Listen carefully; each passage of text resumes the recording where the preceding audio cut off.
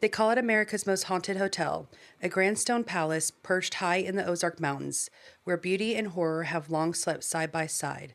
Built in 1886 as a symbol of wealth and elegance, the Crescent Hotel became something far darker when a man named Norman Baker arrived with promises of miracles and potions of poison. Behind its glittering facade, hope was stolen. Lives were ended, and bodies were hidden in the mountain's shadows. From the far cries of a stonemason who fell to his death to the voices still drifting from Baker's morgue, the Crescent is a place where the past lingers heavy and the dead do not rest. In this chilling episode of Hauntmates, we step inside the castle in the sky, where every hallway breathes with memory and every locked door may open to something you don't want to see.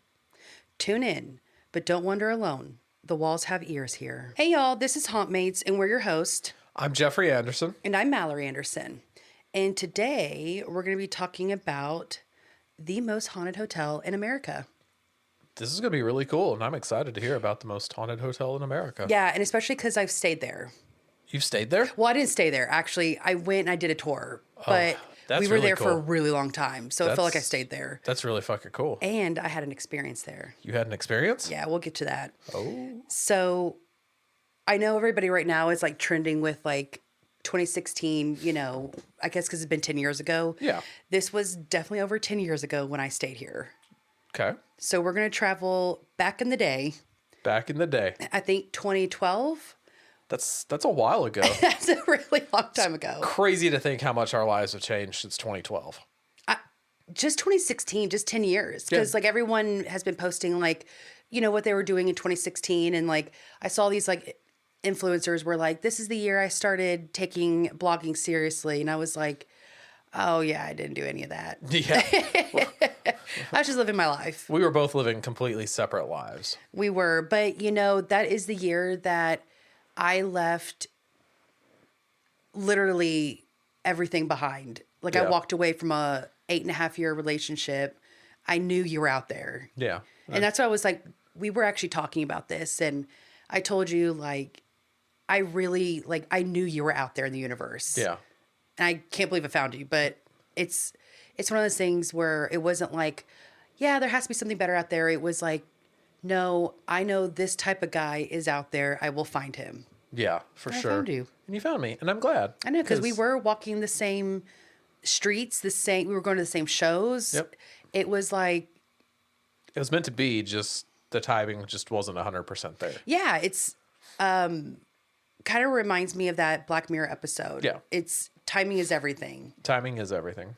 So we're going to go back to when I was about in my early 20s, going to Arkansas.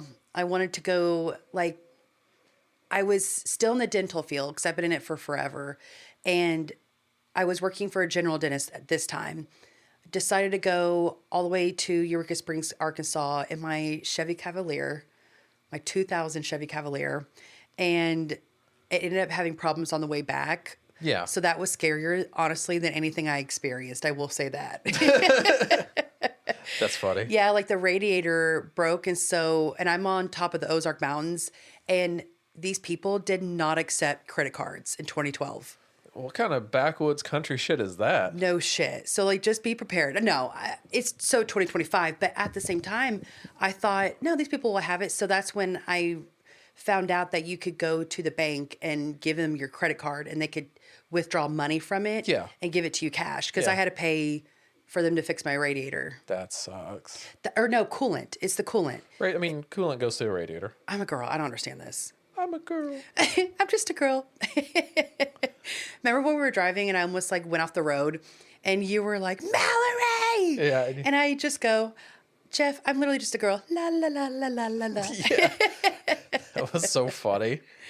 So let's travel back to 2012.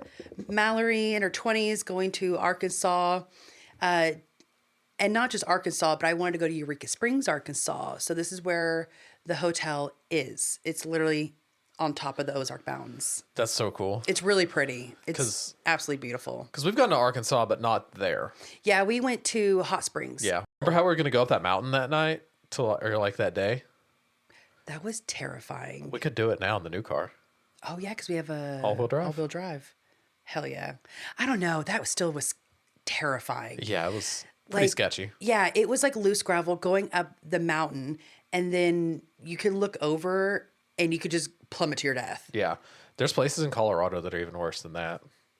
I don't, I may have died in my past life from heights or something Yeah. because I can't do them. Yeah. So the Crescent Hotel is in Eureka Springs, Arkansas. It sits on top of the mountains, like I've already mentioned.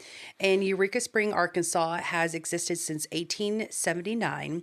And the Crescent Hotel was built later in 1886. Yes, when it was first built, it was supposed to, symbolize elegance and hospitality for 15 years for the elite only. Because rich people just need more amenities. Yeah. I mean, I would too if I was rich. I'd be like, yeah, I could pay for this. Yeah. I'd be like, let's just. So it was once known as the finest hotel west of the Mississippi, and that sounds so Southern. I love it. It went, it went through multiple owners and even became a women's only college at one point. And, as a female, I love that, especially like back in the day, right? Yeah. Because, now we're getting our reproductive rights taken away in Texas. So in 1937, Norman Baker bought the hotel, turning it into the Baker Cancer Clinic, claiming to cure cancer, calling it the Castle in the Sky. He falsely accused... That just sounds eerie right there. This already sounds like a fucking cult. It already sounds like a cult and scary. Yeah, it's so freaking bad what we're about to get into. So he falsely accused that he could cure cancer without surgery. So he advertised this on the radio and even wrote a book. Shortly after broadcasting, of course, business started to boom for him and for the Baker Cancer Clinic. I don't know about you, but it's giving a cure for wellness. Yeah, definitely. Already.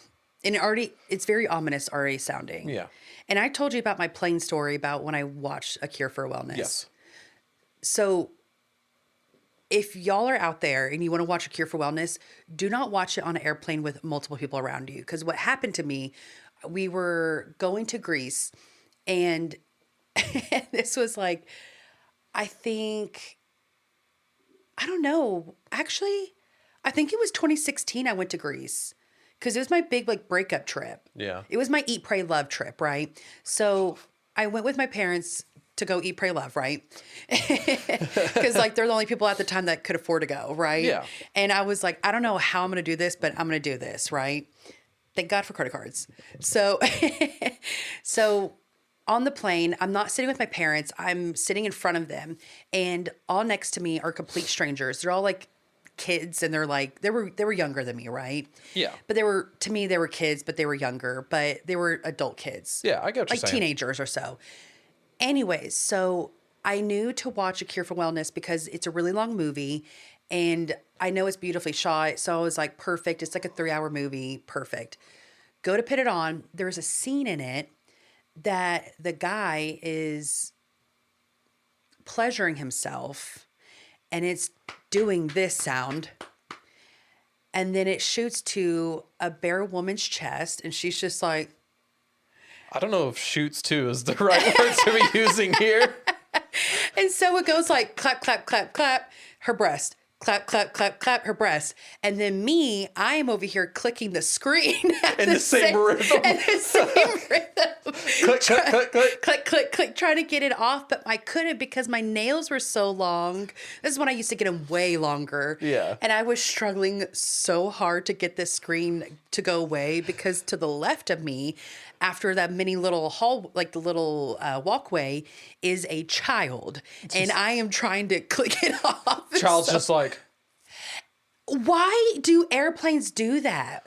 Why would that be on the airplane to watch? Why? It just seems like a great movie to watch on your... That blew my mind and not I'm super conservative, but damn, we don't need to have fapping and breasting and... Fapping and breasting and... Oh my gosh, yeah, so don't do that. So going back to Norman Baker, this was actually his second hospital to be attached to. The first hospital, he ended up killing 5 people as his test patients. Wow, that was really crazy. That was hard to say. That was really hard to say. I took the first letter Yeah. of the word and switched it around. Yeah. I don't know how I can do that. Dyslexia. Because is it? Yeah. Dyslexic. I know I already have a learning disability. I'm self-diagnosing myself with ADHD. ADD. I don't have ADHD. I'm not hyper. And then y'all can't see this on camera, but we're giggling because the cat, we can see him like using the bathroom, and he's just doing his business and like kind of licking his lips, looking around. So yeah, I have ADD, dyslexia. It's all the above. It's a fun time over here. It's not going to be boring at all. It's never a boring time. It's always fun. So Norman Baker was treating, and I'm going to call them victims because they were not patients. They were never patients, right? They were literally cash victims to him. Yeah. So cash cows. They were literally cash cows. He was killing. So Norman Baker was treating his victims with a mixture of hydronic acid and carbolic acid. And then I even did the tour, and people were even talking about how he was using like watermelon seed juice, and just he was using nothing purposefully to help him. Yeah, he was using weird shit. Yeah, well, and I will say hydronic acid is a natural occurring molecule that binds water, providing hydration, lubrication to the skin, joints, and tissues. And it's very common in skincare. So, like, I do use hydronic acid. Yeah, I was about to say, isn't that the same stuff that's in some of the, like... It's in a lot of skincare. Yeah. But I feel like... You can get injections, too. I feel like there's more known about it now than there was back then. Oh, 100%. Yeah. So they're like, oh, yeah. It's kind of like probably peptides and in AD now. Yeah. You know, it's all about joint health, preserving the body, kind of like slowing time as much as you can. And then carbolic acid is a common name for a toxic white solution or so. I don't know. It's like it's produced in plastic, so like in nylon, in pharmaceuticals, as well as historically disinfectant. It's highly toxic though, and it can cause severe chemical burns when it's rapidly penetrated to the skin, and even small amounts can lead to toxic or fatal absorption. So it's not something you should actually be ingesting or being around. And that's what he was injecting people with. I can already see where this is going. Yeah. We hate him. He's a piece of shit. Yeah, fuck this guy. No, literally, like, don't get me wrong. I'm always like, eat the rich, but really eat this motherfucker up. What a piece of shit.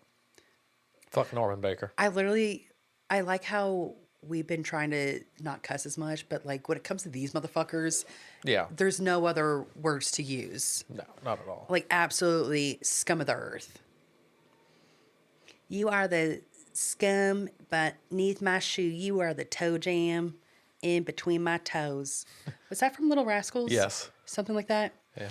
So when I visited the tour, it simply, again, mentioned just sugar water and like watermelons, and then also corn silk, clover, pretty much whatever he can get his hands on that wasn't helping people.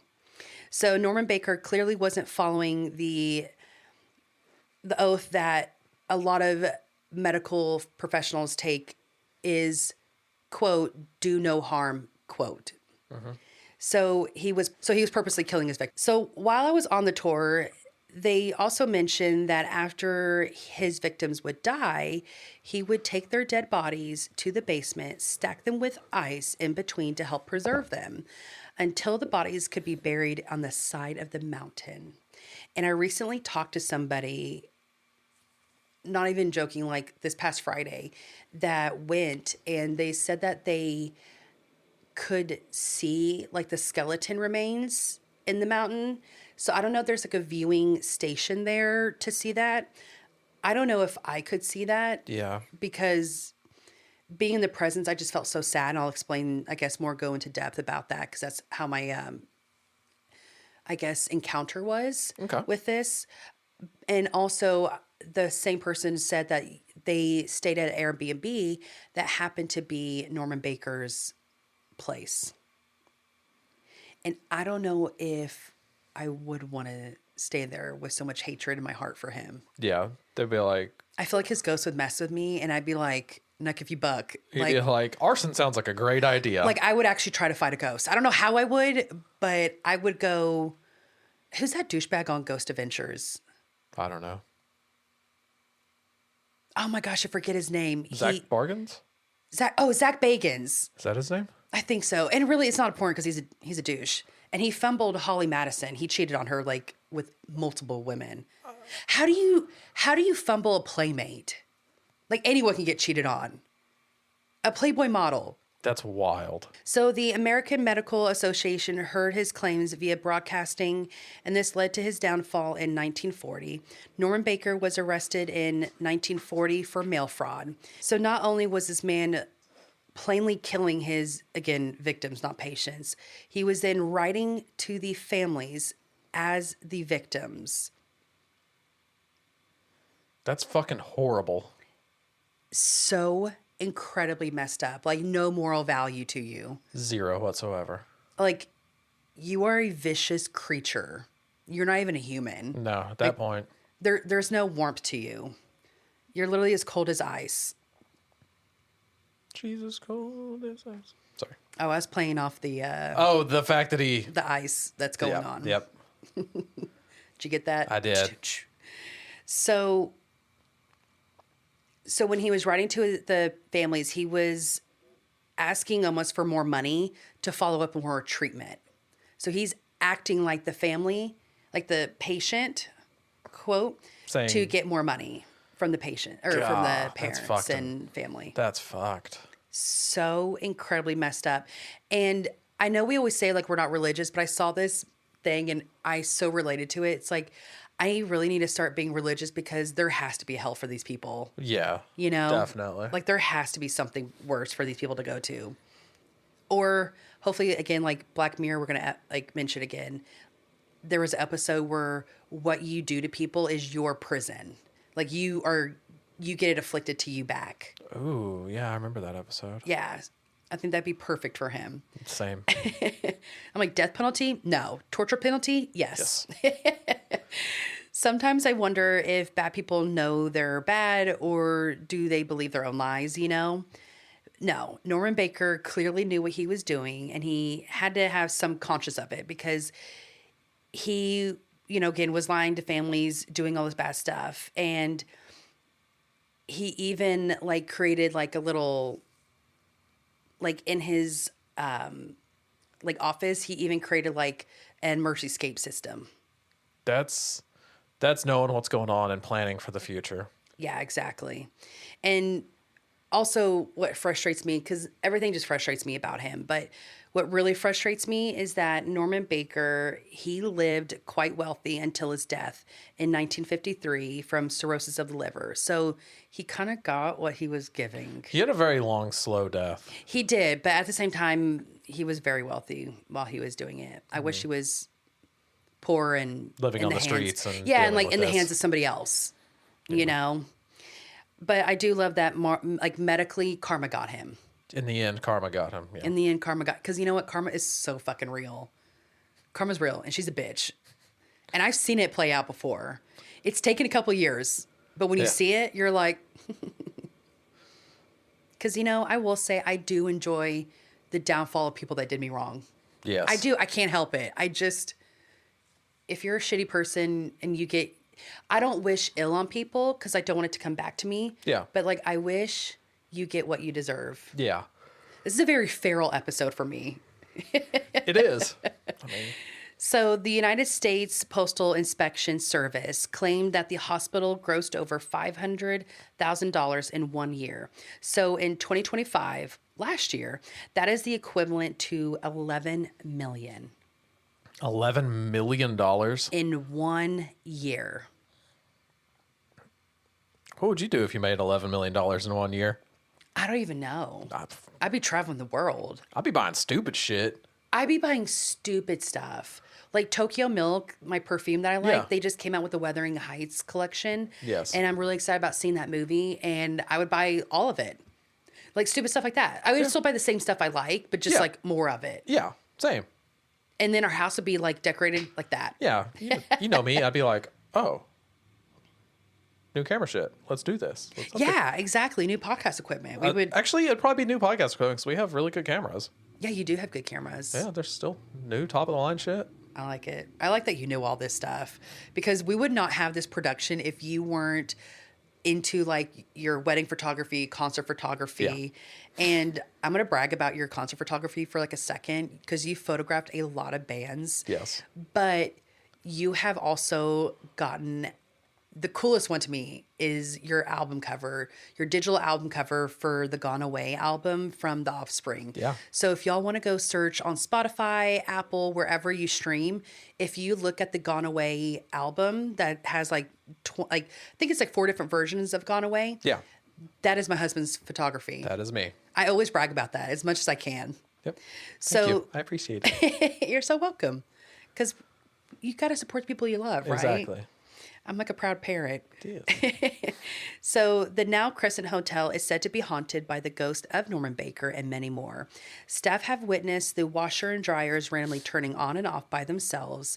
So, the laundry room is, turning on and on by themselves. So, the laundry room is located next to the old morgue and still contains Norman Baker's autopsy table and walk-in freezer.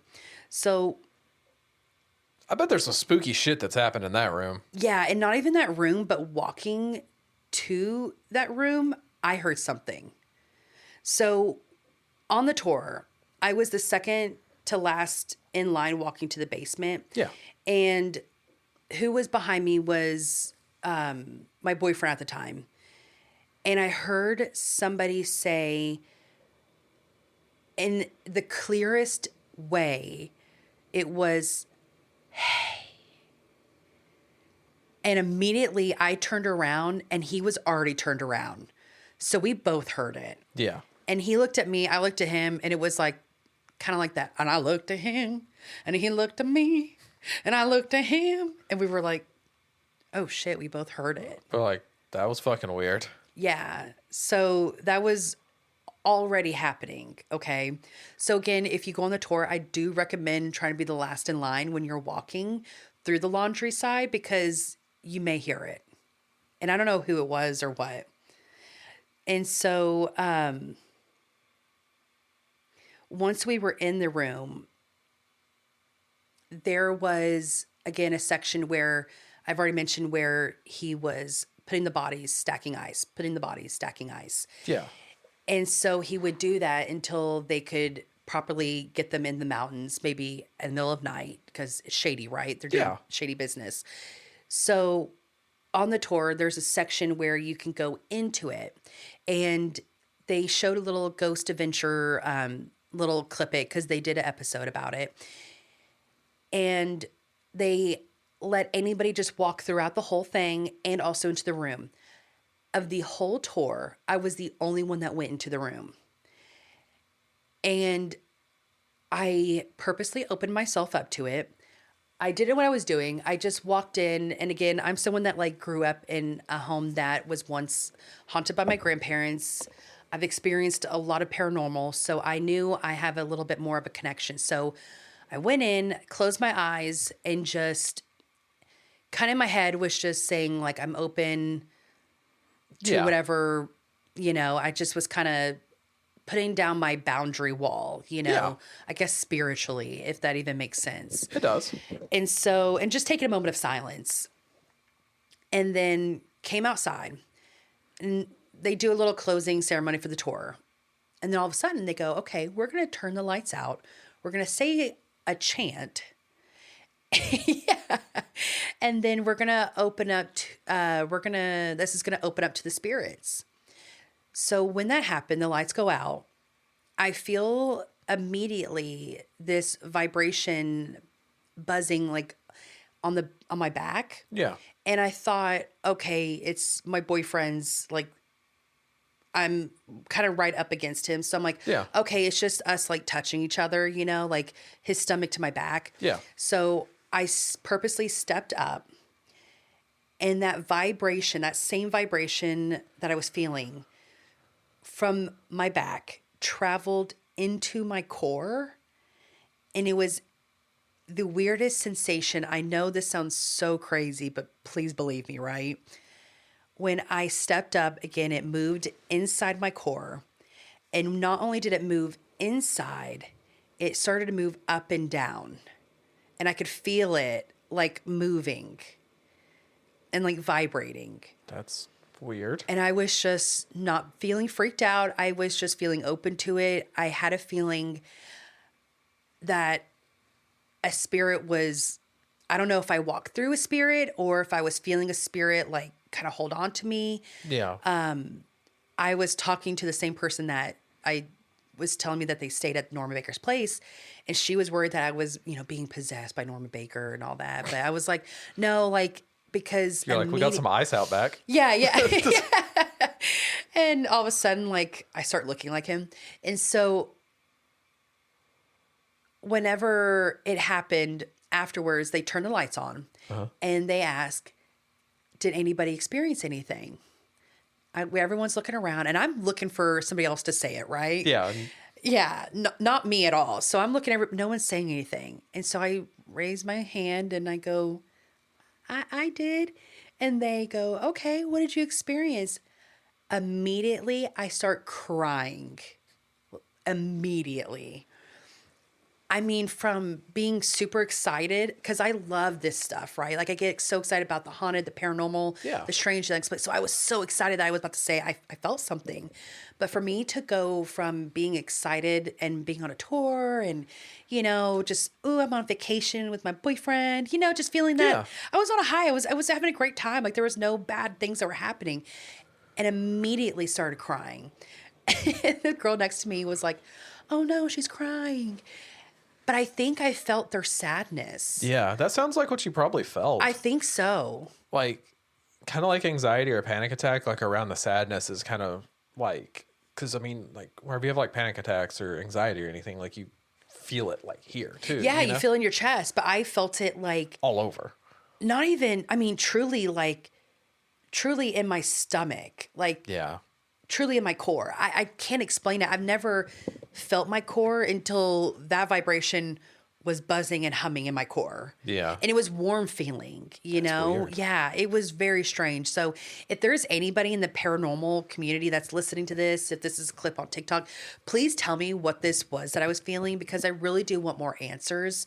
Because again, even though I'm more open to this, I'm not that well educated on what I felt. So I really want to know. But that's my theory of it, especially since I got so emotional. And afterwards I felt very somber, very low, I think I truly just felt their sadness and their... That's what it sounds like. Yeah. The sadness and death and everything around it. And I'm not one of those people that's an empath. Just because you're crying doesn't mean I'm going to cry. Just because you're having a bad day doesn't mean I'm going to have a bad day. Yeah. Like, your mood's not going to affect me, right? Yeah. Like, I'm rubber, you're glue. Whatever you say bounces off me, sticks to you. Yeah, like that kind of shit. Like kindergarten shit, right? Yeah. So now we'll talk about other people, because fuck Norman Baker. Yeah, fuck him. Fuck him. So during the original construction of the Crescent Hotel, there was an Irish stonemason that plunged to his death that is now called room 218. I want to stay here so bad. So this room is the most spiritually active in the whole hotel, hence why I want to stay there. Jeff, are you up for it? I'm down for whatever. So, let's see. The employees have named the spirit Michael, and guests have witnessed hands coming out of the bathroom mirror, cries of a falling man in the ceiling, doors opening and then slamming shut without being able to open them again. So do you want to stay here? I don't know. I still do. I just was like, yeah, whatever. You know how wide of a sleeper I am. I'm going to be You're like, damn it, Michael, shut up. I'm going to be like this. Like the next morning, Mallory's going to wake up and my eyes are going to be fucking bloodshot. And she's like, what the fuck? You're going to be like, what the fuck? And I'll be like, I haven't slept. I heard everything. So and then there's also another one, because again, this is the most haunted hotel in America.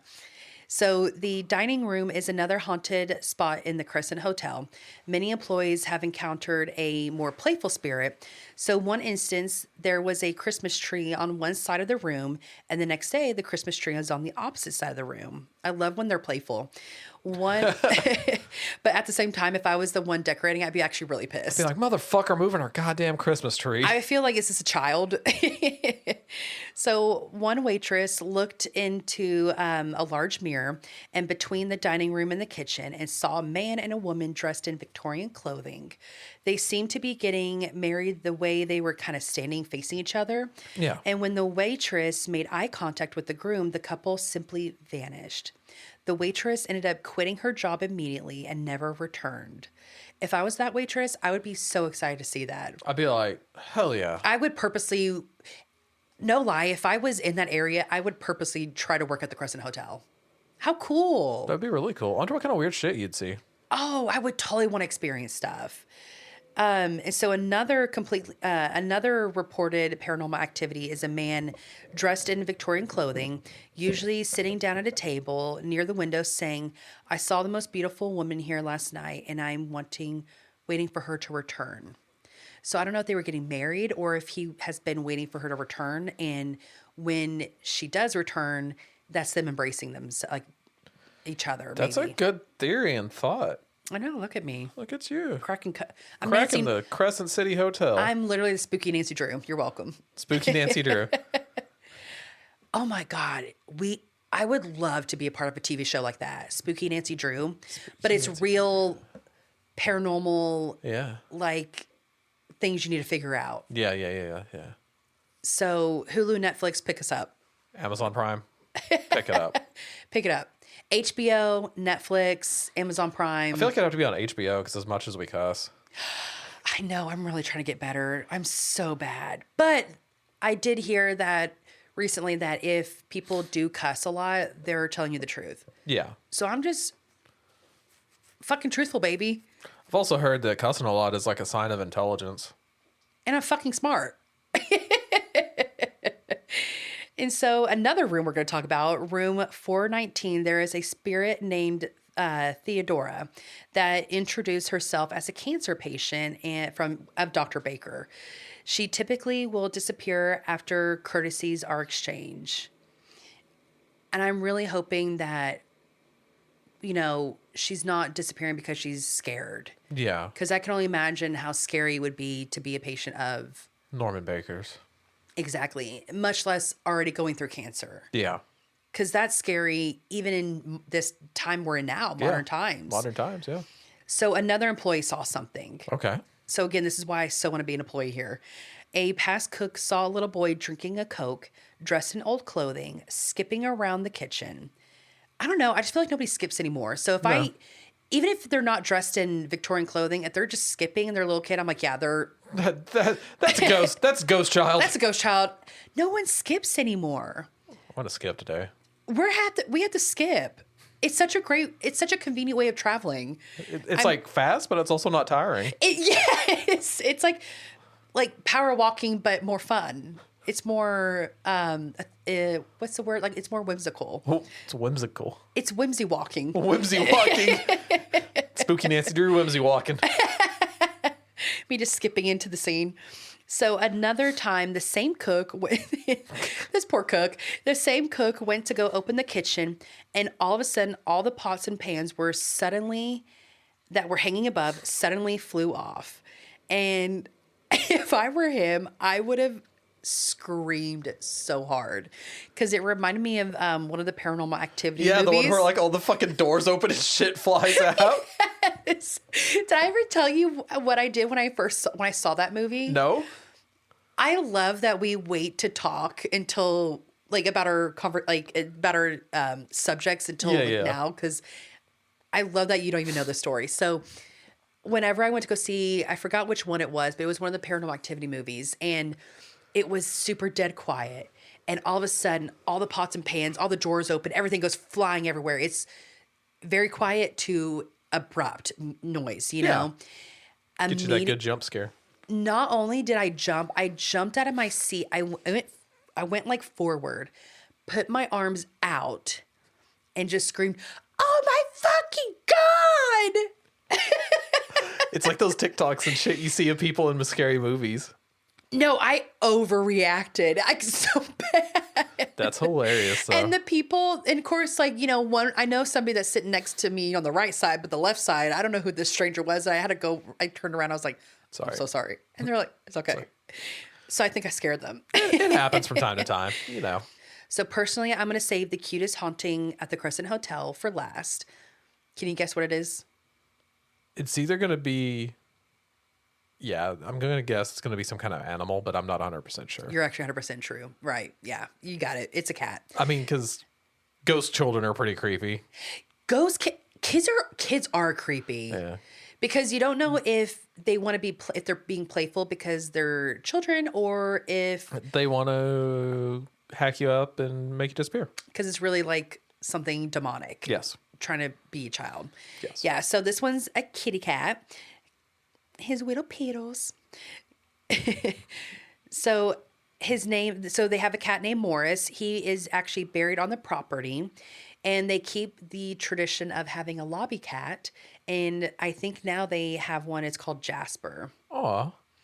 And I really hope whenever our cat passes away, comes back to us as a ghost cat, because I don't want him to leave me. Me either. So I hope he comes back and haunts me. Same. Like, that's the sweetest thing you can ever do. Yeah. Like, if you pass away before me, come back to me. Give me a signal. We need to work out a signal that only we know, Yeah. where it's undeniable. Yeah. You know? We'll figure this out. We got a 3-hour drive ahead of us. We can talk about it. I know, right? Oh, I know, because we're literally about to get on the road to go to Austin after this. Yeah. And come back the same day. Because this is Texas. This is Texas. So the infamous hotel we've been talking about this whole time has been featured on 17 national and international paranormal television shows, gaining the reputation of being America's most haunted hotel. I would stay here again. I keep thinking I stayed here. You've just visited, I right? visited, Yeah. but I want to stay there because there's so much more lore to it. Yeah. But again, yeah, I would stay here. I'm like, no, would I? Yeah, I would. I like the pause. No. Yeah. I'm like, yeah. Yeah. Was the Crescent Hotel ever just a hotel, or was it always a mausoleum with velvet curtains? Did Norman Baker build a castle in the sky, or a trap where hope itself came to die? Maybe it's the stonemason's cry that still echoes through room 218. Maybe it's the voices in the morgue where ice once pressed cold to the dead. Maybe it's the dining room mirrors that still hold more than reflections. Whether it's a doctor who never healed, a wedding that never was, or a cat that truly never left, one thing is certain: the Crescent Hotel keeps its guests longer than their stay. In the Vale, it never really lives in America's most haunted hotel. If this story stirred something in you, leave us a review, share it with a fellow ghoul, and let us know which haunting we should open the door to next. You can find us on all social platforms. Just search Hauntmates and tell us, if you booked a hotel at the Crescent, would you dare to sleep? And if you got a ghost story of your own, whether from the Crescent Hotel, another hotel, or anywhere the walls remember, send it to howdy@hauntmates.com. You might just hear it featured on our listener tales. We'll see y'all next time. Until then, keep your eyes open and your keys close, and never turn your back where you hear your name in the dark. As I totally did.